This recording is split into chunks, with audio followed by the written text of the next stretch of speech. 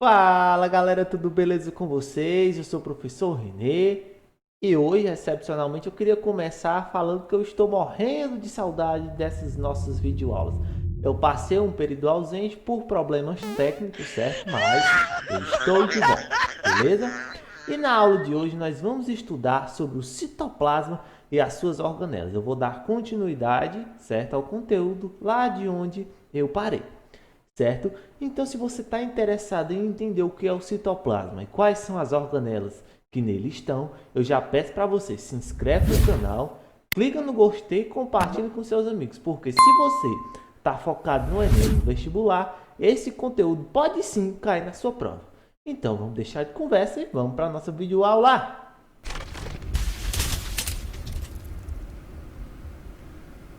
Então, galera, vamos aqui para a nossa videoaula de hoje, certo? Sobre o citoplasma e as suas organelas, certo? Então, vamos lá. Professor, mas o que seria o citoplasma? Vamos entender. É uma região da célula localizada entre o núcleo e a membrana plasmática. Ele é composto por um líquido viscoso e transparente, chamado de citosol, certo? E esse citoplasma ele vai apresentar algumas funções. Mas antes de eu apresentar as funções para vocês, eu quero dar uma definição mais simples do que seria o citoplasma. O citoplasma, galera, vai ser o local da célula onde vai acontecer a maior parte dos processos metabólicos dessa célula. O que acontece? Esse citoplasma formado pelo citosol, que é um composto formado por água, não só por água, mas também por proteínas, aminoácidos e açúcares, ele vai desempenhar uma série de funções na célula. Quais são essas funções, professor? Vamos lá aprender quais são elas. Esse citoplasma vai poder armazenar substâncias, por exemplo, o citoplasma de uma célula pode armazenar gordura, certo? Por exemplo, nas células adiposas.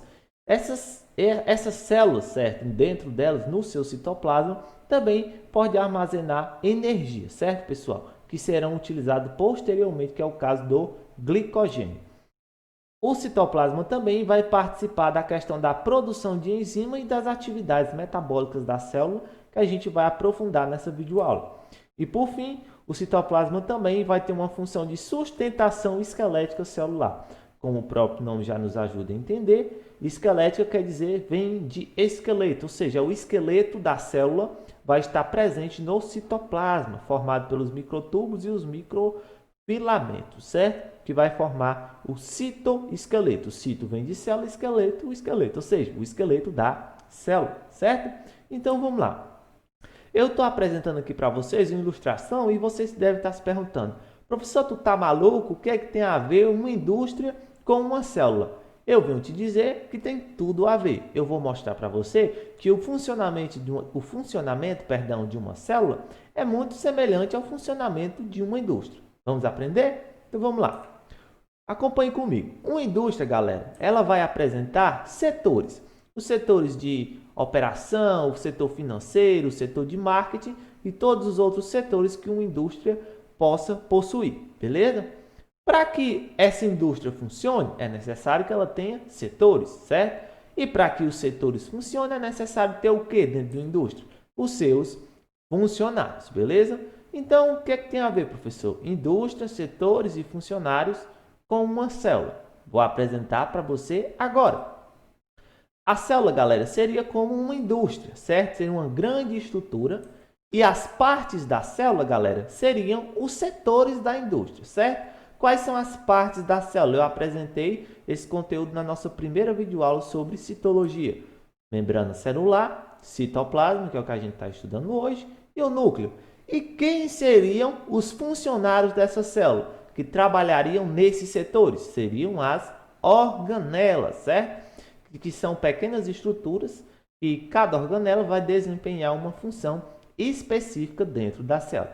Então lembre-se, uma célula funciona basicamente como uma indústria. Ela vai ter setores que são membrana celular, citoplasma e núcleo, e para que esses setores funcionem é necessário que haja as organelas, certo? Então, eu vou apresentar para vocês o que seriam essas organelas. São pequenas estruturas localizadas no citoplasma, mergulhadas no citosol, que é a região interna da célula. A sua função, a função das organelas, é garantir um bom funcionamento das células, tais como a digestão, a quebra de moléculas, sintetização e transporte de proteínas, entre outros. Eu vou apresentar para vocês, agora nos slides seguintes, quais são essas organelas e as funções que elas desempenham dentro da célula. Lembre-se, as organelas são os funcionários da célula. Cada funcionário vai ter uma determinada função, certo? Então vamos lá. Quem são as organelas presentes numa célula eucarionte, que é uma célula mais completa? Os ribossomos, mitocôndria, peroxissomos, complexo de Golgi, o vacúolo, os cloroplastos, os centríolos, retículo endoplasmático liso, retículo endoplasmático rugoso e, por fim, os lisossomos. Vamos aprender cada uma das funções que eles desempenham? Então vamos lá. Os ribossomos.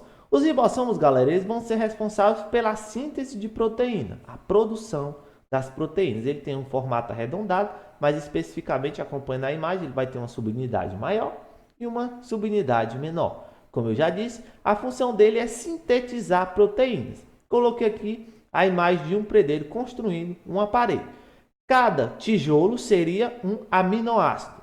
Lembre-se que as proteínas são formadas pela união de aminoácidos. O predeiro, certo? Ele seria o ribossomo. O que o predeiro faz? Ele pega os tijolos e junta esses tijolos, certo? Com a massa para formar essa parede, trazendo para dentro da célula. Os ribossomos, eles vão pegar os aminoácidos e vão unir esses aminoácidos, formando as proteínas. Então, lembre-se, o ribossomo ele vai trabalhar como um predeiro. Ele vai pegar cada tijolinho, que seriam os aminoácidos, e uni-los até formar as proteínas. Lembrando que essas proteínas elas são utilizadas dentro da própria célula. O próximo é a mitocôndria, a próxima organela. A sua função é de produzir energia, ATP, que é a moeda energética do nosso corpo. Para você estar assistindo essa videoaula, para você fazer qualquer coisa na sua vida, para namorar, estudar, dormir, seja o que for, você está gastando energia. Por isso que eu coloquei esse gerador. O gerador ele vai gerar energia.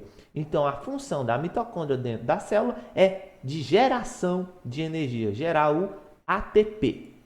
Nós temos os lisossomos, ele é responsável pela digestão intracelular, ele é responsável por fazer a faxina, certo? Ele engloba compostos dentro do citoplasma que devem ser eliminados, realizando a fagocitose. O que seria essa fagocitose? É o englobamento de partículas sólidas, certo? Lembrando que essa digestão ela só acontece porque dentro dos lisossomos existem enzimas capazes de destruir esses compostos. Em alguns casos, os lisossomos, certo? Nomezinho difícil, eles podem praticar a autofagia, ou seja, eles podem englobar até mesmo uma organela que perdeu a sua função, que está muito velha. Então, ele vai fazer essa função de digestão intracelular. Intra quer dizer dentro da célula. Nós temos o retículo endoplasmático rugoso. Qual é a sua função?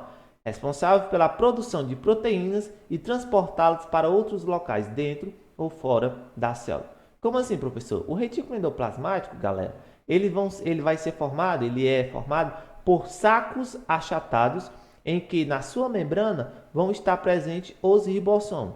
Como a gente viu anteriormente, os ribossomos são responsáveis por sintetizar proteínas.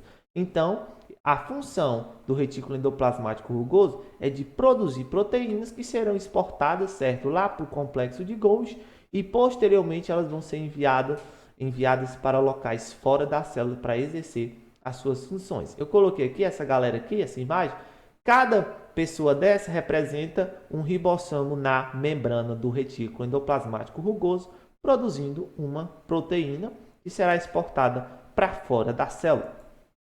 Nós temos também o retículo endoplasmático liso, responsável pela produção de lipídios e desintoxicação da célula. Esses carinhos aqui.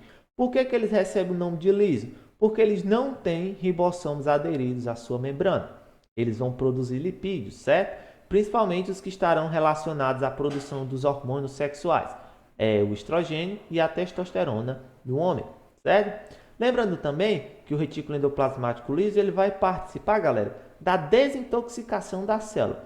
Um órgão que tem onde está muito presente o retículo endoplasmático liso é o fígado. O nosso fígado, certo? Ele tem essa função de desintoxicar o nosso corpo. e a organela. Uma das organelas responsáveis por esse processo no fígado é o retículo endoplasmático liso. Ele facilita, certo? Ele modifica os compostos que são tóxicos para o corpo para que eles possam ser eliminados. Eles modificam esse composto a fim de facilitar a excreção, a eliminação desse composto do corpo. Então, lembre-se, retículo endoplasmático liso, ele vai ser responsável por produzir lipídios e desintoxicar a célula.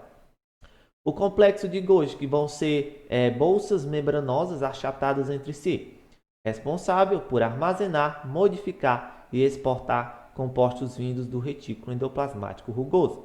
Como assim, professor? Proteínas, enzimas ou outros compostos são fabricados lá no retículo endoplasmático rugoso. O que a célula faz?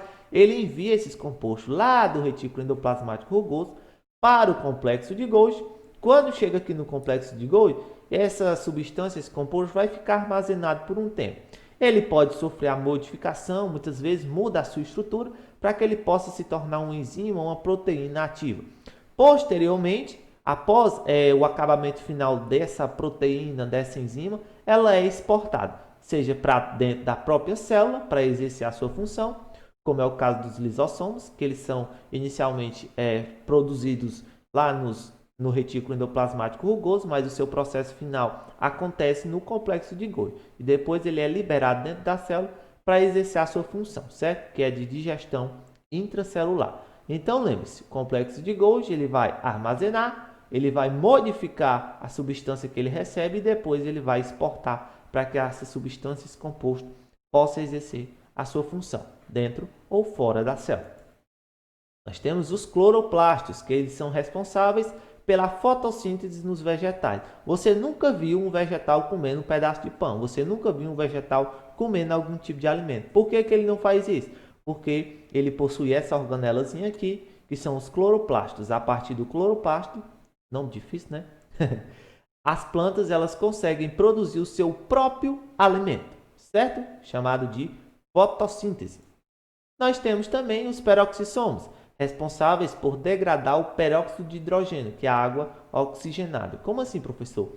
As nossas células elas produzem esse composto, o peróxido de hidrogênio, que ele é altamente tóxico para o nosso corpo. E esse composto deve ser destruído para que não possa causar prejuízo. Aqui ao lado nós temos a imagem dos peroxissomos, essas vesículas. O que acontece?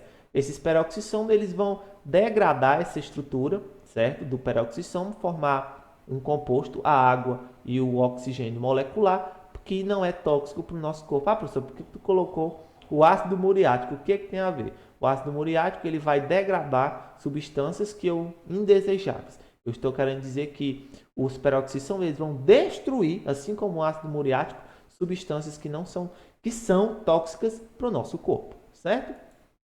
E nós temos também os centríolos. São essenciais no processo de divisão celular e faz parte da estrutura de cílios e flagelo.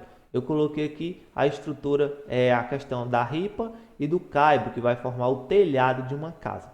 Esses centríolos, galera, eles vão ser muito importantes no processo de divisão celular, porque eles vão formar a háster, que posteriormente vai formar o fuso mitótico, que será responsável para que aconteça essa divisão celular. Fora que ele também vai fazer parte da estrutura dos cílios e flagelos. Cílios e flagelos. Meu Deus, esses nomes tão complicados, né? Não sei quem inventou isso. E por fim, os vacúolos. Sua principal função é garantir a reserva de substâncias como a seiva que atua no mecanismo de pressão osmótica, conhecido como Tugol. Eu coloquei um galão de água. Por quê, professor? Principalmente nas células vegetais, galera, esses vacúolos vão ocupar a maior parte do espaço do citoplasma. Eles vão ficar cheios de água ou de outras substâncias, permitindo que a folha, por exemplo, de um vegetal, mantenha o seu tugor, mantenha a sua formazinha bonitinha, certo? Quando a planta murcha, ela está perdendo o tugor, certo? Outro detalhe importante é que pode existir outros tipos de vacúolo. Vacúolo digestivo, que é aquele que está acontecendo uma digestão dentro dele. Ou um vacúolo de reserva, que armazena outros tipos de substâncias, certo? Principalmente dos vegetais. Ok? Então lembre-se, os vacúolos vai variar de célula para célula, certo? Seja animal ou a vegetal. Então, galera, essa foi a nossa videoaula de hoje. Eu espero que você tenha gostado. Se você gostou, não esquece de se inscrever no canal, compartilhar com seus amigos, certo? E clicar no gostei também, porque você vai estar ajudando o canal a crescer. Lembrando que a gente vai continuar esse conteúdo nas próximas videoaulas. Então, a gente se vê na próxima. Valeu!